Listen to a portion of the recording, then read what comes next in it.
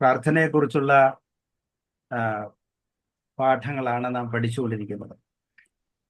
കർത്താവായ യേശുക്രിസ്തുവിന്റെ 25 പ്രാർത്ഥനകൾ. ആ പ്രാർത്ഥനയിലെ ആദ്യത്തെ പ്രാർത്ഥനയാണ് ഏകാന്തമായിട്ടുള്ള പ്രാർത്ഥന. ഏകാന്തമായിട്ടുള്ള പ്രാർത്ഥനകൾ 9 പ്രാർത്ഥനകൾ വേദപുസ്തകത്തിൽ രേഖപ്പെടുത്തിയിട്ടുണ്ട്. അതിനകത്ത് 7 പ്രാർത്ഥനകളെ കുറിച്ച് കഴിഞ്ഞ ആഴ്ചയിൽ ഞാൻ പ്രതിപാദിച്ചിരുന്നു. 7 പ്രാർത്ഥനകളെ കുറിച്ച്. അപ്പൊ ഇന്ന് 8ഉം 9ഉം പ്രാർത്ഥനകൾ പറഞ്ഞ് കർത്താവായ യേശുക്രിസ്തുവിന്റെ ഏകാന്ത പ്രാർത്ഥനയിൽ നിന്ന് ആ ക്ലാസ് അവസാനിപ്പിക്കുവാൻ കർത്താവിൽ ആഗ്രഹിക്കുക. ഏകാന്ത പ്രാർത്ഥനകൾ. ഏകാന്തത എന്നുള്ള വാക്കിന്റെ അർത്ഥത്തിൽ നിന്നാണ് ആ പ്രാർത്ഥന എന്ന ആശയം ഉരുത്തിരിയുന്നത്. കാരണം പല സ്ഥലങ്ങളിലും രേഖപ്പെടുത്തിയിരിക്കുന്നിടത്ത് കർത്താവ് വേറിട്ട് പോയി, ഏകാന്ത സ്ഥലത്തേക്ക് പോയി, ഒരു മലയിൽ കയറിയിരുന്നു എന്നൊക്കെ മാത്രമേ എഴുതിയിട്ടുള്ളൂ. എന്താണ് പ്രാർത്ഥിച്ചതെന്ന് എഴുതിയിട്ടില്ല. വായിച്ചിട്ടുണ്ടോ? അല്ലേ? അവിടെ എന്താണ് പ്രാർത്ഥിച്ചത്, പ്രാർത്ഥനയുടെ കണ്ടന്റ് അവിടെ എഴുതിയിട്ടില്ല. അത് ദൈവവുമായിട്ടുള്ള വ്യക്തിപരമായ ബന്ധമാണ് ആ പ്രാർത്ഥന. ഈ പ്രാർത്ഥനകൾ നമുക്ക് അങ്ങനെ ഡീറ്റെയിൽസ് ആയിട്ട് കർത്താവ് എന്താണ് ദൈവത്തോട് പറഞ്ഞതെന്ന് ചില പ്രാർത്ഥനകളിൽ മാത്രമേ അത് രേഖപ്പെടുത്തിയിട്ടുള്ളൂ, ചില പ്രാർത്ഥനകൾ രേഖപ്പെടുത്തിയിട്ടില്ല.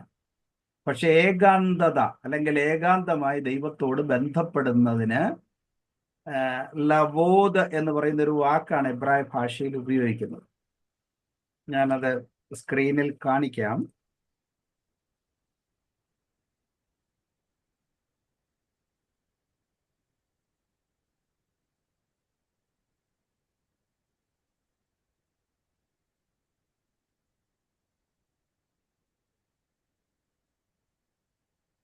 സ്ക്രീൻ കാണാൻ കഴിയുന്നുണ്ടോ? ഓക്കെ. ഇതാണ് ലബാദ്. അതാണ് ആ വാക്ക്. LABAD, ലബാദ്. ഫോട്ടോ എടുക്കാം, എഴുതി വെക്കാം. അപ്പോൾ ആ വാക്ക് എല്ലാവർക്കും കിട്ടുമെന്ന് വിചാരിക്കുകയാണ്. എൻറ്റയർലി എലോൺ എന്ന വാക്കാണ് ലബാദ് എന്ന വാക്കിന്റെ അർത്ഥം. പലരും ചോദ്യങ്ങൾ ചോദിക്കാറുണ്ട്. കർത്താവ് വേറിട്ട് പോയി എന്ന് മാത്രമേ എഴുതിയിട്ടുള്ളല്ലോ, പ്രാർത്ഥിച്ചെന്ന് എഴുതിയിട്ടില്ലല്ലോ.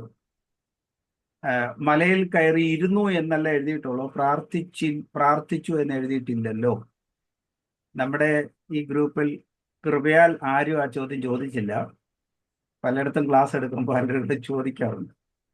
അപ്പോൾ അതുകൊണ്ട് ഈ റെഫറൻസുകളെല്ലാം ഒന്ന് വായിക്കണം. ഈ പറയുന്ന റെഫറൻസുകളെല്ലാം വായിക്കണം. വായിക്കുമ്പോൾ മാത്രമേ, അവിടെ ചില സ്ഥലങ്ങളിൽ പ്രാർത്ഥിച്ചു എന്ന് എഴുതിയിട്ടില്ല, അത് സമ്മതിക്കുന്നു. എന്തുകൊണ്ടാണത് പ്രാർത്ഥിച്ചു എന്ന് നമ്മൾ പറയുന്നത്, അതിലേക്കാണ് ഞാൻ എത്തുന്നത്. 2 കാര്യങ്ങൾ പറയുന്നു. ഒന്നാമത്തെ കാര്യം, ഇന്നത്തെ ആ ബൈബിൾ റെഫറൻസ് ഒന്ന് മിനിസ്റ്ററെ ഒന്ന് വായിക്കാമോ?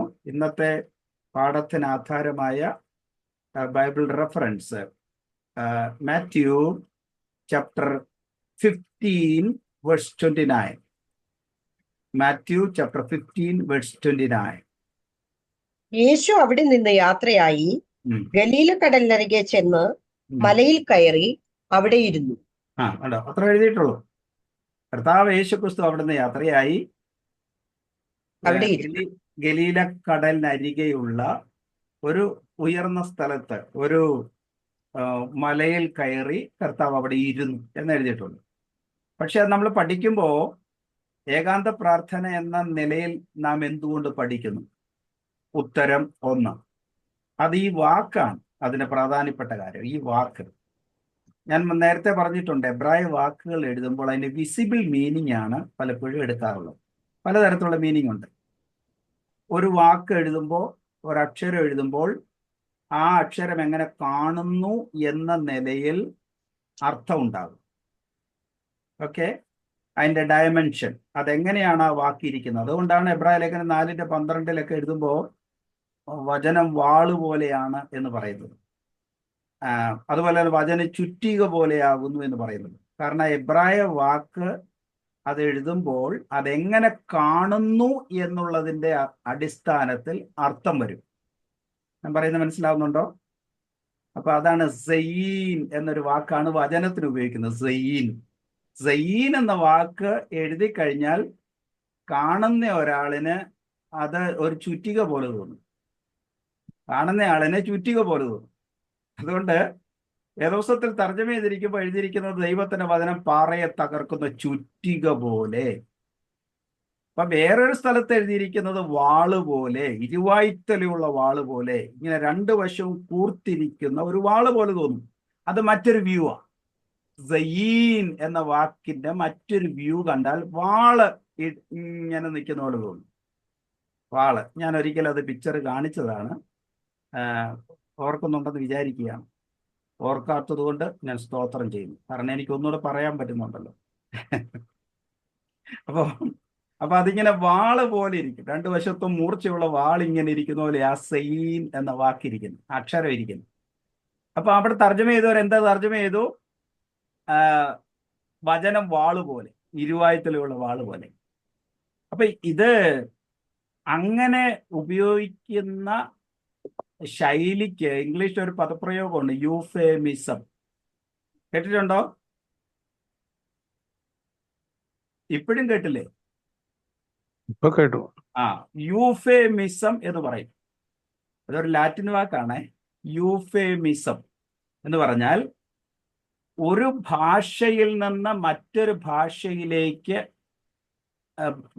വാക്കുകൾ കൈമാറുമ്പോൾ വരുന്ന രൂപമാറ്റം, അർത്ഥമാറ്റം. ചില വാക്കുകളും ചില പദപ്രയോഗങ്ങളും ഒരു സംസ്കാരത്തിൽ ഉപയോഗിച്ചാൽ അതൊരു മറ്റ് സംസ്കാരത്തിൽ ഉപയോഗിക്കാൻ പറ്റത്തില്ല. മനസ്സിലാവുന്നുണ്ടോ? ചില വാക്കുകൾ നമുക്ക് മലയാളത്തിൽ തന്നെ ഉപയോഗിക്കുന്ന ചില വാക്കുകൾ തമിഴ്നാട്ടിൽ ചെല്ലുമ്പോൾ അതൊരു ചീത്തയായിട്ട് മാറും. തമിഴ്നാട്ടിൽ ഉപയോഗിക്കുന്ന ചില വാക്കുകൾ നമ്മൾ മലയാളത്തിൽ ഉപയോഗിക്കുമ്പോൾ അത് ചീത്തയായിട്ട് മാറും. ഒരു സംസ്കാരത്തിൽ ഉപയോഗിക്കുന്ന വാക്ക് മറ്റൊരു സംസ്കാരത്തിലേക്ക് പോകുമ്പോൾ അതിൻ്റെ അർത്ഥം നിലനിർത്തിക്കൊണ്ട് പൊതിഞ്ഞു പറയും. അങ്ങനെ പൊതിഞ്ഞു പറയുന്നതിനാണ് യൂഫേമിസം എന്ന് പറയുന്നത്. യൂഫേമിസം എഴുതി വയ്ക്കുക. യൂഫേമിസം എന്നുള്ള വാക്ക് ഇംഗ്ലീഷിൽ ആരംഭിക്കുക EU ആരംഭിക്കണം. EU, യൂഫേമിസം. എനിക്കിവിടെ ചാറ്റ് കാണാൻ കഴിയുന്നില്ലെങ്കിൽ ഞാൻ എഴുതാമാ. യൂഫേമിസം.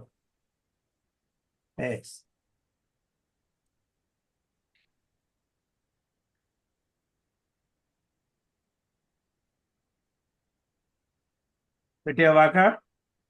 യൂറോപ്പ് എന്നൊക്കെ എഴുതുന്ന പോലെ ആദ്യത്തെ വാക്ക് യൂഫേമിസം. ഇത് പ്രത്യേകം വചനം പഠിക്കുന്നവർ ശ്രദ്ധിച്ചിരിക്കേണ്ട ഒരു കാര്യമാണ്, പഠിക്കേണ്ട ഒരു കാര്യം. യൂഫേമിസം എന്താ? യൂഫേമിസം എന്ന് പറഞ്ഞാൽ ചില വാക്കുകൾ അതേ അർത്ഥത്തിൽ നമുക്ക് കൈമാറാൻ പറ്റത്തില്ല. കൈമാറാൻ പറ്റാതിരിക്കുമ്പോൾ അർത്ഥം നിലനിർത്തിക്കൊണ്ട് തന്നെ മറ്റൊരു വാക്ക് പറയേണ്ടി വരും. പക്ഷെ അവിടെ സംഭവിക്കുന്നത് എന്താണെന്ന് ചോദിച്ചാൽ അതിൻ്റെ ശരിക്കുള്ള അർത്ഥം കേൾവിക്കാർക്ക് ലഭിക്കുകയില്ല. അങ്ങനെ ഒരു പ്രശ്നം പറ്റും. ഇംഗ്ലീഷിന്റെ 70% യൂഫേമിസമാണ് കേട്ടോ. ഇംഗ്ലീഷിൽ ഉപയോഗിക്കുന്ന എല്ലാ പദപ്രയോഗങ്ങളും 70% യൂഫേമിസമാണ്. കാരണം അതിന്റെ ഒറിജിനാലിറ്റി നമുക്ക് കിട്ടിയിട്ടില്ല. വേദപുസ്തകത്തിൽ കൂടെ എബ്രായ ഭാഷയുടെ യഥാർത്ഥ അർത്ഥം നമുക്ക് ലഭിച്ചിട്ടില്ല. അത് യൂഫേമിസമാണ്. യഥാർത്ഥ അർത്ഥം കൈമാറ്റം ചെയ്യാതെ നമുക്ക് ഏതെങ്കിലും തരത്തിൽ മനസ്സിലാക്കുന്ന ഒരു പദം അല്ലെങ്കിൽ അർത്ഥം ഉപയോഗിച്ചു. അങ്ങനെ ഉപയോഗിച്ചിട്ടുണ്ട്. ഇപ്പോൾ ഒരു ഉദാഹരണം മനസ്സിലാക്കാനായിട്ട് ഒരു ഉദാഹരണം പറയാം. മരിച്ചുപോയി എന്ന് നമുക്ക് ഒരാളിനോട് പറയണം. കേട്ടെ, മരിച്ചുപോയി എന്ന് പറയണം. മരിച്ചുപോയി എന്ന് പറയണമെങ്കിൽ ഇപ്പൊ ഒരാളിന്റെ ഒരു മനുഷ്യന്റെ പപ്പ മരിച്ചുപോയി. പപ്പ മരിച്ചുപോയെങ്കിൽ നമ്മൾ അദ്ദേഹത്തോട് എങ്ങനെയാ ചെന്ന് പറയുന്നത്? ഇംഗ്ലീഷിലൊന്ന് പറയണം. എങ്ങനെ പറയും? സാധാരണ ഉപയോഗിക്കുന്ന വാക്ക് എന്താ ഒന്ന് പറയാമോ? സാധാരണ നിന്റെ പപ്പ മരിച്ചുപോയി എന്ന് പറയാൻ നമ്മൾ സാധാരണ ഉപയോഗിക്കുന്ന വാക്ക് അലിസാൻഡി? Yes, very right. He's no more. അത് യൂഫേമിസുവാ. സംഭവിച്ചെന്താ? Is died. അതതിന്റെ സത്യം. പക്ഷെ നമ്മൾ കൈമാറിയ വാക്ക് എന്താ? ഹീസ് നോ മോർ, അല്ലെങ്കിൽ പാസ്ഡ് അവേ എന്ന് പറയും. പാസ്ഡ് അവേ അല്ലേ? രാജാക്കന്മാര് മരിക്കുമ്പോൾ അറബി ഭാഷയിൽ ഉപയോഗിക്കുന്നത് ഹീസ് ഹെൽപ്ലെസ് എന്ന. He's helpless. Now the king is helpless. അല്ലേ? ആന ചത്താൽ എന്താ പറയുക? ആന ചെരിഞ്ഞു. ആന ചെരിഞ്ഞുപോയി. രാജാവ് മരിച്ചാൽ എന്താ പറയുക? ഹെൽപ്ലെസ്. ആ ഒരു ഒരു തിരുമേനി കാലം മരിച്ചാൽ ചെയ്തു. ആ കാലം ചെയ്തു. കാലം ചെയ്തെന്ന് പറയും. കാലം ചെയ്തു. റൈറ്റ്, കാലം ചെയ്തു. രാജാക്കന്മാർ പിന്നെ തിരുമേനി മരിച്ചാൽ കാലം ചെയ്തു എന്ന് പറയും. നാട് നീങ്ങി എന്ന് പറയും. നാട് നീങ്ങി എന്ന് പറയും. ഇതെല്ലാം ഇങ്ങനെ ഉപയോഗിക്കുന്ന പദപ്രയോഗങ്ങൾക്ക് പറയുന്ന പേരാണ് യൂഫേമിസം. ഇത് വളരെയധികം ദോഷം ചെയ്തിട്ടുണ്ട് ഈ വാക്ക്. ഒത്തിരി ദോഷം. കാരണം അങ്ങനെ പറയാനേ പറ്റത്തുള്ളൂ, വേറെ നമുക്ക് നിവൃത്തിയില്ല. ഒരു മകനോട് ചെന്നിട്ട് എടാ നിന്റെ അപ്പം മരിച്ചുപോയി എന്ന് പറഞ്ഞാൽ എന്ത് സംഭവിക്കും? അപ്പൊ നമ്മൾ പൊതിഞ്ഞു പറയും. അങ്ങനെ എബ്രായ വാക്കുകൾ മൊഴിമാറ്റം നടത്തുമ്പോൾ ധാരാളം കാര്യങ്ങൾ അതേപടി പറയാൻ സാധ്യമല്ല. അങ്ങനെ ധാരാളം യൂഫേമിസം പൊതിഞ്ഞു പറയുന്നത് തർജ്ജമയിൽ ഉണ്ടായിട്ടുണ്ട്. അത് ഭാഷയുടെ അപര്യാപ്തതയും സംസ്കാര മാറ്റവും കൊണ്ടാണ് അങ്ങനെ സംഭവിച്ചിരിക്കുന്നത്. അത് വേദപുസ്തകത്തിൽ നമ്മൾ കണ്ടുപിടിച്ച് മനസ്സിലാക്കിക്കൊള്ളണം പഠിക്കുന്ന ആളുകൾ. ഓക്കെ, പഠിക്കുന്ന ആളുകൾ ആ വാക്കുകൾക്ക് എന്താണ് അങ്ങനെ മാറ്റം സംഭവിച്ചതെന്ന് പഠിച്ചു വേണം അത് പറയാൻ. അല്ലാതെ കിട്ടുന്നത് കൊണ്ട് കാച്ചിയേക്കല്ലേ. സ്തോത്രം. അങ്ങനെ വാക്ക് ഉപയോഗിച്ചതിൽ എന്നോട് ക്ഷമിക്കണം. കിട്ടുന്ന വാക്ക് വെച്ച് ചിലരങ്ങ് പറയും. അതൊന്നും അല്ല എനിക്ക് വേണ്ടി അർത്ഥം. അപ്പൊ പ്രത്യേകം ശ്രദ്ധിക്കുക. അവിടെ ഇരുവായ്ത്തലുള്ള വാളിന്റെ ഒക്കെ പ്രയോഗം ആളുകൾ പറയുമ്പം ചിലപ്പോൾ ചിരി വരും. അങ്ങോട്ടും വെട്ടും ഇങ്ങോട്ടും വെട്ടും. അപ്പൊ ഈ വാളെന്നുള്ള വാക്ക് കണ്ടതുകൊണ്ട് ആള് പറയുന്നത് എന്നാന്നറിയാമോ? അങ്ങോട്ടും വെട്ടും. അപ്പം വാള സൂക്ഷിച്ചിരുന്നോളൂ. അങ്ങോട്ടും വെട്ടും ഇങ്ങോട്ടും. കേട്ടിട്ടുണ്ടോ? അയ്യോ, നിങ്ങൾ ആരും കേട്ടിട്ടില്ലേ? ഉണ്ട്. എന്നാ അതിന്റെ അർത്ഥം അതല്ല.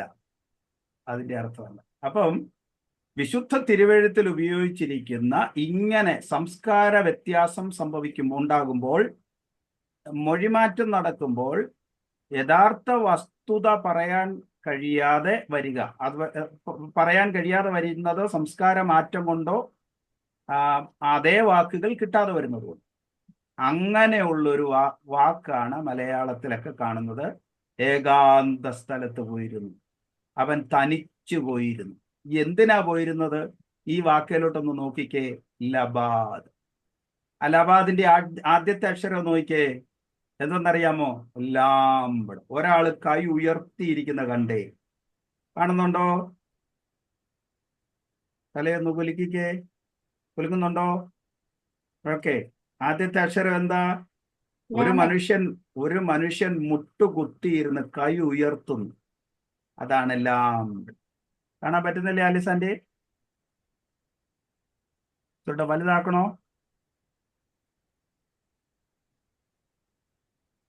ഇപ്പൊ വ്യക്തമായി കാണാമോ? ക്ലിയർ. ഓക്കെ. ഓക്കെ. അപ്പൊ ആദ്യത്തെ അക്ഷരം ശ്രദ്ധിച്ച്. ഒരാള് മുട്ടുകുത്തി കൈ ഉയർത്തി നിൽക്കുന്നു. രണ്ടാമത്തെ അക്ഷരം നോക്കിക്കേ. ഭക്തനായ ഒരു മനുഷ്യൻ മുട്ടയിലിരിക്കുന്നു, മുട്ടുകുത്തിയിരിക്കുന്നു. സ്തോത്രം. മൂന്നാമത്തെ അക്ഷരം നോക്കിക്കേ. ഡാലത്ത്. ഒരു മനുഷ്യൻ മുട്ടയിൽ എഴുന്നേറ്റ് നിൽക്കുന്നു. ഈ 3 വാക്കുകളും പ്രാർത്ഥനയെ ദ്വേദിപ്പിക്കുന്നതാണ്, പ്രാർത്ഥനയെ സൂചിപ്പിക്കുന്നതാണ്. ഇങ്ങനെ ഉപയോഗിക്കുന്ന 3 അക്ഷരമുള്ള വാക്കുകൾക്ക് എബ്രായ ഭാഷയിൽ സ്റ്റെം എന്ന് പറയും. പഠനത്തിന് വേണ്ടി പറയുക. സ്റ്റെം എഴുതി വെച്ച STEM. എബ്രായ ഭാഷയിലെ അധികം വാക്കുകളും സ്റ്റെം ആണ്. എന്ന് പറഞ്ഞാൽ 3 അക്ഷരങ്ങളിൽ ഒതുങ്ങി നിൽക്കുന്ന വാക്കുകളാണ്. ഇപ്പൊ കർത്താവായ യേശുക്രിസ്തു ഏകാന്ത സ്ഥലത്ത് പോയി പ്രാർത്ഥിക്കുന്നു എന്ന് പറഞ്ഞാൽ അതിന്റെ അർത്ഥം നമ്മൾ ഗ്രഹിക്കണം.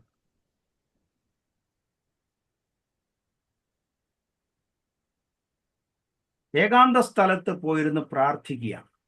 ഏകാന്ത സ്ഥലം എന്ന് പറഞ്ഞാൽ എന്തിനാ കർത്താവ് ഏകാന്ത സ്ഥലത്ത് പോയത്? എന്തിനാ? അത് ഈ വാക്കിൽ നിന്ന് അർത്ഥം ഗ്രഹിക്കണം. പ്രാർത്ഥനയ്ക്ക് വേണ്ടി അവൻ ആ സ്ഥലത്ത് പോയിരുന്നു. സ്തോത്രം. പ്രാർത്ഥനയ്ക്ക് വേണ്ടി ആ സ്ഥലത്ത് പോയിരുന്നു. അല്ലാതെ ഏകാന്ത സ്ഥലത്ത് കുറച്ച് കാറ്റ് കൊള്ളാൻ പോയിരുന്നു എന്ന് നമ്മൾ അതിനെ വ്യാഖ്യാനിക്കരുത്. ഒത്തിരി നേരമായി ഈ 12 ശിഷ്യന്മാരുടെ അടുത്തിരുന്ന് ഈ മണമൊക്കെ യേശു ഇപ്പൊ ശുദ്ധവായു ഇച്ചിരി ശ്വസിക്കാം എന്ന് വിചാരിച്ചു പോയിരുന്നതല്ല. പിതാവിനോട് പ്രാർത്ഥനയിൽ ബന്ധപ്പെടുവാൻ ഒരേകാന്ത സ്ഥലം അന്വേഷിച്ച് അവിടെ ഇരുന്ന് ദൈവത്തോട് ഉള്ള ബാന്ധവത്തിൽ ഏർപ്പെടുന്ന പ്രക്രിയയായിരുന്നു കർത്താവായ യേശുക്രിസ്തുവിന്റെ ഏകാന്തതകൾ എല്ലാം. സ്തോത്രം. അപ്പം യേശുക്രിസ്തു പ്രാർത്ഥിക്കുകയാണ്. അപ്പം ഞാൻ കഴിഞ്ഞ പ്രാവശ്യം പറഞ്ഞെന്നാണ് എൻ്റെ ഓർമ്മ. ഈ പ്രാർത്ഥനയെ കുറിച്ച് പഠിക്കുമ്പോഴൊക്കെ പ്രാർത്ഥനയുടെ ആ സ്ഥലത്തിന്റെ പശ്ചാത്തലം വളരെ ഇമ്പോർട്ടൻ്റ് ആണ്. ഞാൻ അതും കൂടെ കൂട്ടിയാണ് എല്ലാ പ്രാർത്ഥനയിലും പറയുന്നത്. എന്തിന് പ്രാർത്ഥിച്ചു എന്നുള്ള ചോദ്യം അതിനകത്തേ വരത്തുള്ളൂ. കോണ്ടസ്റ്റ് പഠിക്കുമ്പോഴേ വൈ എന്നൊരു മീനിങ് വരത്തുള്ളൂ. വൈ, എന്തുകൊണ്ടാണ് യേശു ക്രിസ്തു പ്രാർത്ഥിച്ചത്. നമ്മൾ വേദപുസ്തകം പഠിക്കുമ്പം പഠനത്തിൽ ഉപയോഗിക്കേണ്ട ഒരു കാര്യമാണ് വൈ. വൈ എന്ന് പറഞ്ഞാൽ ഈ ലമാ, വൈ എന്ന് പറയുന്ന വാക്ക് എബ്രായ ഭാഷയിൽ ഉപയോഗിക്കുന്നത്. അതും കൂടെ നമുക്ക് പഠിച്ചു പോകണം, എന്നാലേ എനിക്കത് കംപ്ലീറ്റ് കൺവേ ചെയ്യാൻ പറ്റത്തുള്ളൂ. ലമ, LAMAH. എബ്രായ ഭാഷയില് വൈ എന്ന് പറയാൻ, വൈ എന്തുകൊണ്ട് എന്ന് പറയുന്നതിന് 2 വാക്കുകളുണ്ട്. നമുക്ക് ഇംഗ്ലീഷിലൊക്കെ ഒരു വാക്കേ ഉള്ളൂ. വൈ എന്ന് ചോദിച്ചാൽ വൈ അല്ലേ, ഒരു ഒറ്റ വാക്കേ ഉള്ളൂ വൈ. എന്തുകൊണ്ട് എന്ന് ചോദിച്ചാൽ എന്തുകൊണ്ട്, ഒറ്റ വാക്കേ ഉള്ളൂ. പക്ഷെ എബ്രായ ഭാഷയിൽ 2 വാക്കാണ് ഉപയോഗിക്കുന്നത് വൈ എന്ന് നമുക്ക് പറയാൻ വേണ്ടി. ഒന്നല്ല മാ എന്ന് പറയും, മറ്റൊന്ന് മെദുആ എന്ന് പറയും.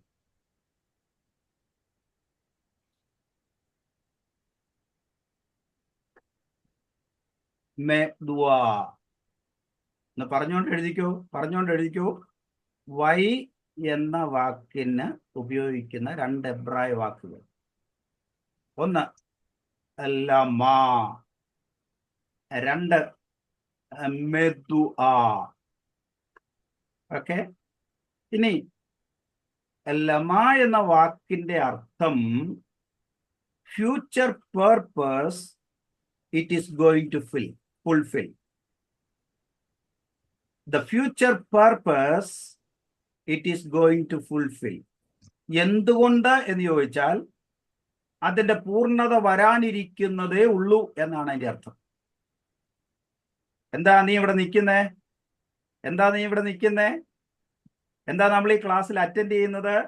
ലമാ എന്ന് പറഞ്ഞാൽ എനിക്ക് കുറച്ച് കാര്യങ്ങൾ പഠിക്കാനാ, അത് ഫ്യൂച്ചർ കാര്യങ്ങളാ. ഞാൻ എന്തിനാ ഈ ബസ് സ്റ്റോപ്പിൽ നിൽക്കുന്നത്? എനിക്ക് കനാൽ പ്ലേസ് വരെ പോകാനാ.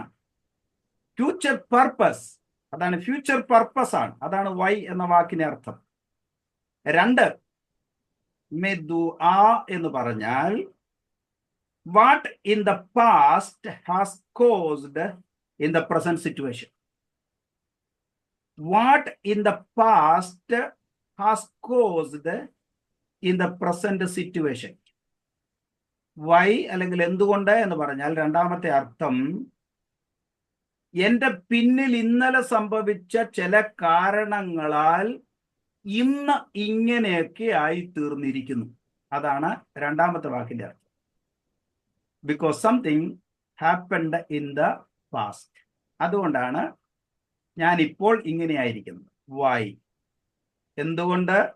Because something happened in my past. എൻ്റെ കഴിഞ്ഞ കാലങ്ങളിൽ ചിലതൊക്കെ സംഭവിച്ചിരിക്കുന്നു, അതുകൊണ്ട് ഇന്നിങ്ങനെയായിരിക്കും. ഞാൻ പറയുന്നത് മനസ്സിലാവുന്നുണ്ടോ? ഇനി വേദപുസ്തകം പഠിക്കുമ്പോൾ വൈ എന്ന ചോദ്യത്തിന് ഈ 2 അർത്ഥം മനസ്സിൽ വെച്ചുകൊണ്ട് വേണം വേദപുസ്തകം പഠിക്കാൻ.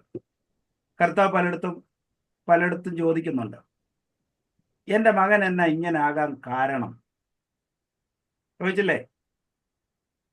എൻ്റെ മകൻ ഇങ്ങനെ വരാൻ കാരണം എന്താ? വൈ. അപ്പൊ അത് പാസ്റ്റ് തിങ്സ് അവിടെ പറയുന്നത്, പാസ്റ്റ് തിങ്സ്. അപ്പൊ പാസ്റ്റ് തിങ്സിനെ കർത്താവ് അവിടെ ക്യാൻസൽ ചെയ്യും. എന്തിന്? പാസ്റ്റ് തിങ്സ് ഏതാ? മെദുആ. അതിനെ കർത്താവ് ക്യാൻസൽ ചെയ്തിട്ട് കർത്താവ് അതിനെ ലമായിലേക്ക് കൺവേർട്ട് ചെയ്യുക.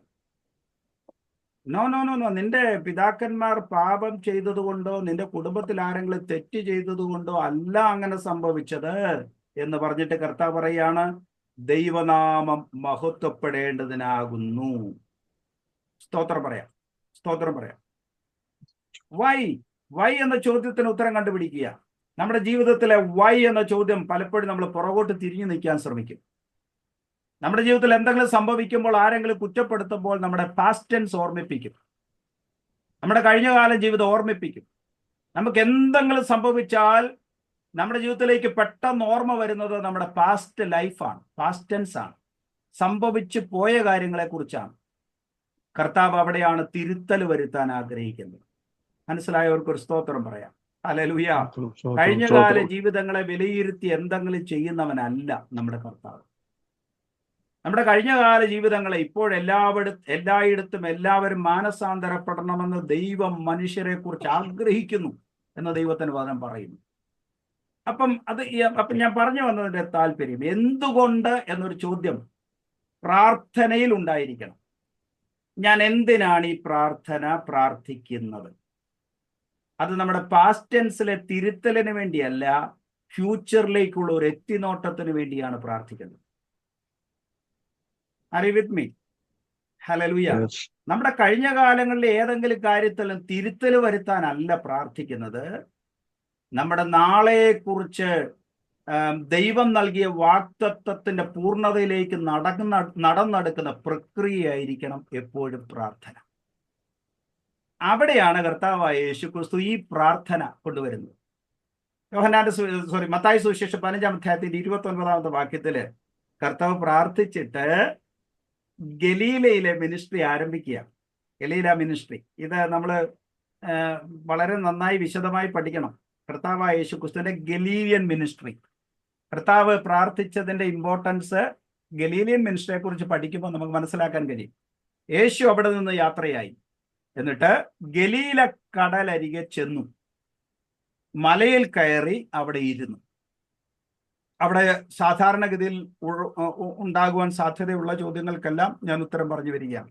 കർത്താവ് അവിടെ 7 അപ്പം കൊണ്ടും കുറെ ചെറുമീൻ കൊണ്ടും 4000 പേരെ പോഷിപ്പിക്കുന്ന ഒരു സംഭവമാണ് ഈ പ്രാർത്ഥനയ്ക്ക് ശേഷം നമ്മൾ കാണുന്നത്. ഞാൻ പറഞ്ഞല്ലോ, ഏത് അത്ഭുതം നടക്കുന്നതിന് മുൻപും പ്രധാനപ്പെട്ട തീരുമാനമെടുക്കുന്നതിന് മുൻപും നമ്മുടെ കർത്താവ് പ്രാർത്ഥിക്കുന്നു. സ്തോത്രം.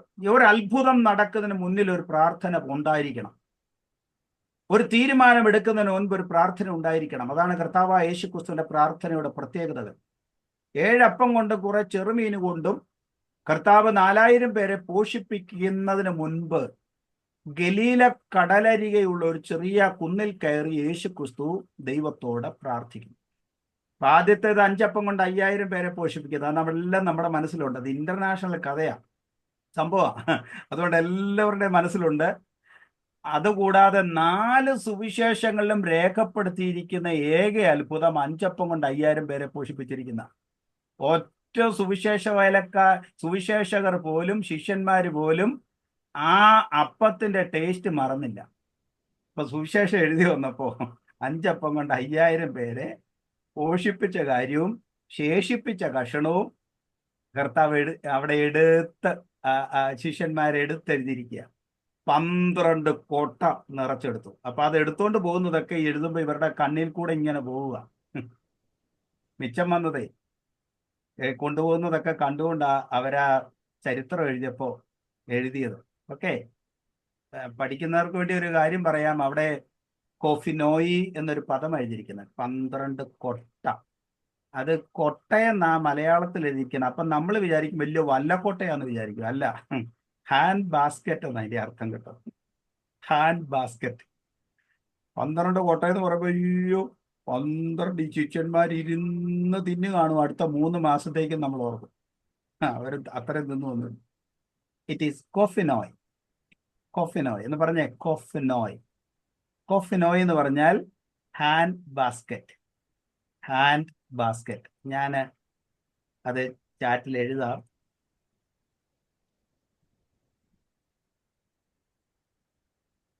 പഠിക്കുന്നവർക്ക് പ്രയോജനപ്പെടും. ചെറിയ ഹാൻഡ് ബാസ്കറ്റാ, ചെറിയ ചെറിയ കൊട്ടകളാണ്. കയ്യിൽ കൊണ്ടു നടന്ന് വിളമ്പുന്ന ചെറിയ കൊട്ടകൾ. പക്ഷെ ഈ 7 അപ്പം കൊണ്ട് 5 അപ്പം.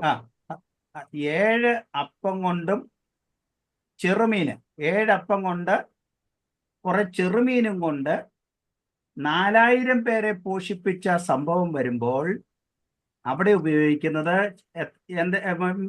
ബാക്കിയെടുത്തതിനെ കുറിച്ച് പറയുന്നത് സ്പൈ റൈറ്റ്സ് എന്ന് പറയുന്ന ഒരു പദം. സ്പൈ റൈറ്റ്സ് കിട്ടിയ വാക്ക് മലയാളത്തിൽ എഴുതിയിരിക്കുന്നത് മർക്കോസ് 8:8 എഴുതിയിരിക്കുന്നത് 7 വട്ടി നിറച്ചെടുത്തു എന്ന്. ഒന്ന് പറഞ്ഞ അല്ലേ? മാർക്കോസ് 8:8 അല്ലേ എനി സിസ്റ്ററെ? എത്ര നിറച്ചെടുത്തു? ശേഷിച്ച കഷ്ണങ്ങൾ 7 വട്ടി നിറച്ചെടുത്തു. 7 വട്ടി. അവിടെ ഉപയോഗിക്കുന്ന പദം സ്പൈ റൈറ്റ്സ് എന്ന് പറഞ്ഞാൽ ലാർജ് ബാസ്ക്കറ്റ്. 7 വട്ടി നിറച്ചെടുത്തു. ഇനി അത്ഭുതത്തിലേക്ക് ഞാൻ കടക്കുക. അത്ഭുതത്തിലേക്ക് കഴിഞ്ഞ പ്രാവശ്യം ഞാൻ പറഞ്ഞല്ലോ, ഒരു പ്രാർത്ഥനയും അത്ഭുതം ഉളവാക്കുന്നില്ലെങ്കിൽ ആ പ്രാർത്ഥനയ്ക്കകത്ത് എന്തെങ്കിലും പന്തികേടുണ്ട്. So every prayer must lead to a miracle. ഒരു അത്ഭുതം മനസ്സിൽ കരുതിക്കൊണ്ട് വേണം ദൈവജനം പ്രാർത്ഥിക്കാൻ. സ്തോത്രം. അതാണ് ദൈവത്തിലുള്ള വിശ്വാസത്തിന്റെ അളവ്. അത്ഭുതം, ഒരു സൗഖ്യത്തിന് വേണ്ടി പ്രാർത്ഥിക്കുമ്പോൾ, ഒരു യാത്ര ഒരുങ്ങുമ്പോൾ, നമ്മൾ ഏതെങ്കിലും കാര്യത്തിന് വേണ്ടി പ്രാർത്ഥിക്കുമ്പോൾ സാധാരണഗതിയിൽ ലാഘവത്തോടെ ഒഴുക്കി പ്രാർത്ഥിക്കുകയല്ല, ദൈവത്തിങ്കൽ നിന്ന് ഒരു സൂപ്പർ നാച്ചുറൽ പ്രവൃത്തി പ്രതീക്ഷിച്ചുകൊണ്ട് വേണം എപ്പോഴും ദൈവത്തോട് പ്രാർത്ഥിക്കാൻ. സ്തോത്രം പറയാം. സ്തോത്രം. അതാണ് നമ്മുടെ പ്രാർത്ഥനയുടെ പ്രത്യേകത. അപ്പം ഈ പ്രാർത്ഥന കഴിഞ്ഞിട്ട്, ഗലീലയിൽ വെച്ച് ഈ പ്രാർത്ഥന കഴിഞ്ഞിട്ട് കർത്താവ് ചെയ്ത അടുത്ത കാര്യമാണ് അവിടെ എഴുതിയിരിക്കുന്നത്. കർത്താവ് ഇത് 10 മിനിറ്റ് കൊണ്ട് നിൽക്കും കേട്ടോ, 10 മിനിറ്റ് കൊണ്ട് നിൽക്കുമെന്ന് മെസ്സേജ് വരും. ഓക്കെ. അപ്പം കർത്താവ് 7 അപ്പം കൊണ്ട് കുറെ ചെറുമീന് കൊണ്ട് കർത്താവ് 4000 പേരെ പോഷിപ്പിക്കുകയും 7 വട്ടി നിറച്ചെടുക്കുകയും ചെയ്തു. അപ്പൊ ഗലീലയെ കുറിച്ച് എനിക്ക് 1-2 കാര്യങ്ങൾ പറയേണ്ടതായിട്ടുണ്ട്. എന്താണ് ഗലീലയുടെ ഇമ്പോർട്ടൻ്റ്? ഞാൻ ആ നോട്ട് തരാം, കാരണം ആ നോട്ടുകൾ മുഴുവൻ പറയാൻ സാധ്യമല്ല. 54 കാര്യങ്ങൾ ഗലീലയെ കുറിച്ച് ഞാനിവിടെ നോട്ട് ചെയ്ത് വെച്ചിട്ടുണ്ട്. അത്ര ഇമ്പോർട്ടൻസ് ഉണ്ട് ഗലീലിയൻ മിനിസ്ട്രിയിൽ. കർത്താവായ യേശുക്രിസ്തുവിന്റെ ഗലീലയിലുള്ള ശുശ്രൂഷയുടെ 54 കാര്യങ്ങൾ ഞാനിവിടെ എഴുതി വെച്ചിട്ടുണ്ട്. ഞാൻ ആ നോട്ട് തരാം. അത് ഓരോ കാര്യങ്ങളും അതിൻ്റെ റെഫറൻസ് വായിച്ച് അത് പഠിക്കണം. സ്തോത്രം. ഗലീലയെ കുറിച്ചുള്ള വിശദീകരണം അത് നമുക്കറിയാം. ശലോമോൻ രാജാവ് ഹീരാമിന് കൊടുത്ത പട്ടണമാണ്, 20 പട്ടണങ്ങളിൽ ഒരു പട്ടണമാണ് ഗലീല എന്ന് നമുക്കറിയാം. ഇത് 1 രാജാക്കന്മാർ 1 king chapter 9 verse 11 1 king chapter 9 verse 11 എഴുതിയിരിക്കുന്നത് ഈ ശലോമോൻ രാജാവ് ഹീരാമിന് കൊടുത്ത 20 പട്ടണങ്ങളിൽ ഒരു പട്ടണമാണ് ഗലീല എന്ന് പറയുന്ന പട്ടണം. യേശുവിന്റെ ശിഷ്യന്മാരെല്ലാവരും ഗലീലക്കാരായിരുന്നു. നമുക്കറിയാം, ഏറ്റവും ശിഷ്യന്മാരും ഗലീലക്കാരായിരുന്നു. അതുകൊണ്ടാണ് ഒലിവ് പർവ്വതത്തിൽ നിന്ന് കർത്താവായ യേശുക്രിസ്തു സ്വർഗാരോഹണം ചെയ്യുമ്പോൾ അവിടെ ചോദിക്കുന്ന ഒരു ചോദ്യമുണ്ട്, ഗലീല പുരുഷന്മാരെ നിങ്ങൾ ആകാശത്തേക്ക് നോക്കി നിൽക്കുന്നത് എന്ത്? അല്ലേ? അപ്പൊ കർത്താവായ യേശുക്രിസ്തുവിന്റെ ശിഷ്യന്മാർ ഏറിയ പങ്കും ഗലീലക്കാരായിരുന്നു. അവർ പ്രത്യേക ഭാഷ സംസാരിക്കുന്ന ആളുകളാണ്. അവർ ഉപയോഗിച്ചിരിക്കുന്ന ഭാഷ സാധാരണ അരാമിക് ഭാഷയോ അല്ലെങ്കിൽ ഹീബ്രു ഭാഷയൊക്കെ ഉപയോഗിക്കുന്നെങ്കിൽ പ്രത്യേക ഉച്ചാരണം അവർക്കുണ്ടായിരുന്നു.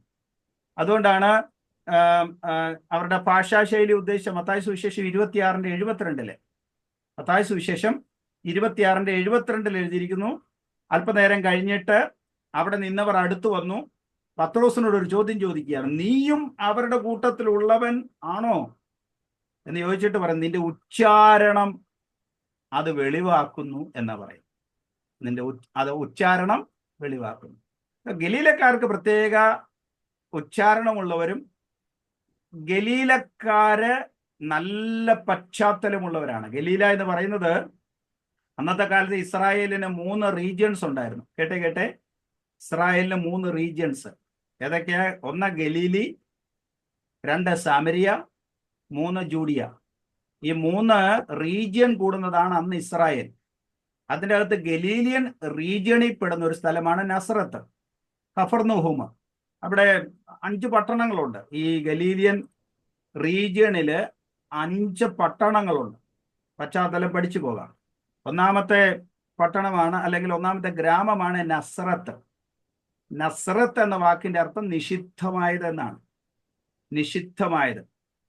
നസ്രത്ത് അത് ഗലീലിയൻ സിറ്റിയാ, ഗലീലിയൻ ഗ്രാമമാണത്. 2 കഫർനഹൂം, 3 മഗ്ദല, 4 കോരസീൻ, 5 ബത്സൈദ.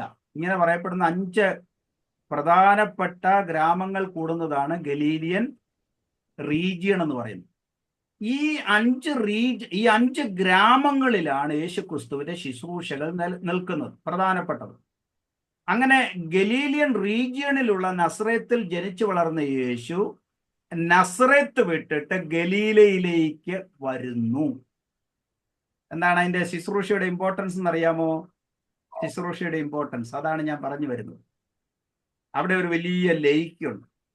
അപ്പൊ ആ റീജിയന്റെ ഉപജീവനം മുഴുവൻ ഉണ്ടാകുന്നത് ഈ ഗലീല കടൽ കൊണ്ടാണ്.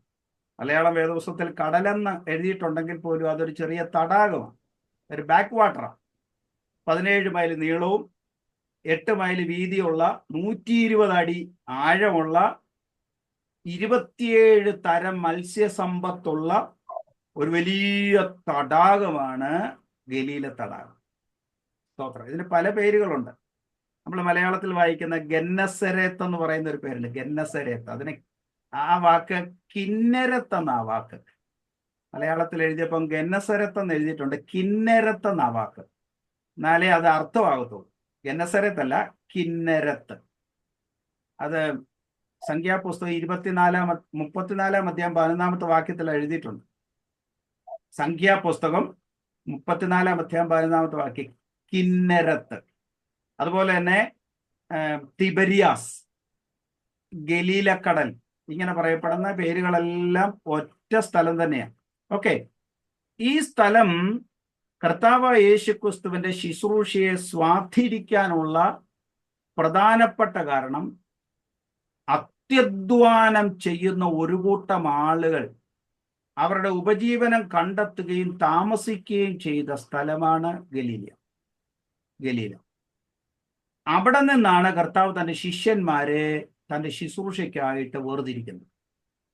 ശ്രദ്ധിക്കുക. അപ്പൊ ഈ പഴയ നിയമത്തിൽ ഈ വാക്ക് 67 പ്രാവശ്യം എഴുതിയിട്ടുണ്ട്. പുതിയ നിയമത്തിൽ 64 പ്രാവശ്യമുണ്ട് ഗലീല എന്ന വാക്ക്. അപ്പൊ യേശു തന്റെ പബ്ലിക് മിനിസ്ട്രി ആരംഭിക്കുന്നത് ഗലീലയിൽ നിന്നാണ്. കർത്താവായ യേശുക്രിസ്തുവിന്റെ 39 അത്ഭുതങ്ങളിൽ 39 പാരബിൾ, 39 ഉപമകളിൽ 19 ഉപമകളും കർത്താവ് പറഞ്ഞത് ഗലീലയിൽ വെച്ചാണ്. കാരണം പ്രത്യേകിച്ച് എസ്കറ്റോളജിക്കൽ പാരബിൾസ്, കർത്താവിന്റെ വരവിനോടും അനന്തര സംഭവങ്ങളോടും ബന്ധപ്പെട്ട പാരബിൾസ്, ദൃഷ്ടാന്തങ്ങൾ കർത്താവ് ഏറെക്കുറെ പറഞ്ഞത് ഗലീലയിൽ വെച്ചാണ്. അതുപോലെ തന്നെ 37 അത്ഭുതങ്ങളിൽ 25 അത്ഭുതങ്ങളും നടന്നത് ഗലീലയിൽ വെച്ചാണ്. അപ്പൊ ഗലീലയുടെ ഇമ്പോർട്ടൻസ് നമ്മുടെ മനസ്സിലേക്ക് കൊണ്ടുവന്നേ. ഗലീലയിലെ ഇമ്പോർട്ടൻസ് നമ്മുടെ മനസ്സിലേക്ക് കൊണ്ടുവന്നിട്ട് നമ്മൾ മനസ്സിലാക്കേണ്ട ഒരു കാര്യം, ഗലീലയുമായിട്ട് കർത്താവിന് വളരെ അഭേദ്യമായ ബന്ധമുണ്ടായിരുന്നു. ഗലീലയിലെ ആളുകളെ ലോക സുവിശേഷീകരണത്തിന്റെ വക്താക്കളാകുവാൻ കർത്താവ് തന്റെ സ്ട്രാറ്റജിക് ക്യാപിറ്റലായിട്ട് ഗലീലയെ ഉപയോഗിക്കുക. അതുകൊണ്ട് എന്ത് സംഭവിച്ചു? അതിന് റിസൾട്ട് എന്തെന്നറിയാമോ? നമ്മൾ പുതിയ നിയമ പ്രവർത്തിയുള്ള പുസ്തകത്തിലൊക്കെ വായിക്കുമ്പോൾ ഗലീലയിൽ ഒരു സഭയുണ്ടായി. പ്രവർത്തിയുള്ള പുസ്തകം 9 അധ്യായം 31 വാക്യം ഒന്ന് വായിച്ച സിസ്റ്ററെ. അവിടെ ശമരിയിലും ഗലീലയിലുമുള്ള സഭയ്ക്ക് സമാധാനം ഉണ്ടായി എന്ന് എഴുതിയിട്ടുണ്ട്. ഒന്ന് വായിക്കാം. പത്രോസ് എഴുന്നേറ്റ് അവരോട് കൂടെ ചെന്നു. എത്തിയപ്പോൾ അവർ അവനെ മാളിക മുറിയിൽ കൊണ്ടുപോയി. അവിടെ വിധവമാർ എല്ലാവരും കരഞ്ഞുകൊണ്ട് അതാണ് പ്രവൃത്തിയുടെ പുസ്തകം, പ്രവൃത്തി, Acts of Apostles, chapter 9 verse 31.